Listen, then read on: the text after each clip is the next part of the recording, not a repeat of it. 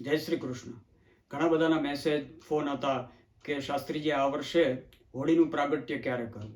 તો ધર્મસિંધુ ગ્રંથ પ્રમાણે, પંચાંગ પ્રમાણે અને જ્યોતિષ કમિટીઓના નિર્ણયો ઉપરથી એ નિર્ણય લેવામાં આવેલો છે કે આ વર્ષે હોળીનું પ્રાગટ્ય 2 માર્ચ 2026ની રાત્રિએ કરવું.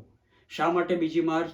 તો 2 માર્ચે સાંજે 5:56થી પૂનમનો પ્રારંભ થઈ જાય છે અને 3 માર્ચે પૂનમ 5:30 પૂરી થઈ જાય છે. માટે એ નિર્ણય લેવામાં આવેલો છે કે 2 માર્ચ 2026ની રાત્રિએ હોળીનું પ્રાગટ્ય કરવું.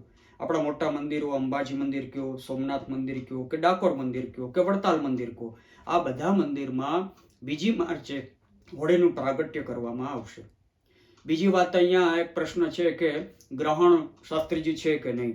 તો કહેવામાં આવેલું છે કે આ વર્ષે 3 માર્ચે ચંદ્રગ્રહણ ભારતમાં દેખાવાનું છે, પણ ચંદ્રગ્રહણ છે એ 6:47 પૂરું થઈ જાય છે અને આપણે અહીંયા ચંદ્ર ઉદિત 6:47 પછી થાય છે. એટલે સૌરાષ્ટ્રમાં અને કચ્છમાં એ ગ્રહણ દેખાવાનું નથી. એનો કોઈ નિયમ પાળવાના નથી અને ગ્રહણનું સૂતક રહેવાનું નથી. એની ખાસ નોંધ લેવી. અસ્તુ. જય શ્રી કૃષ્ણ.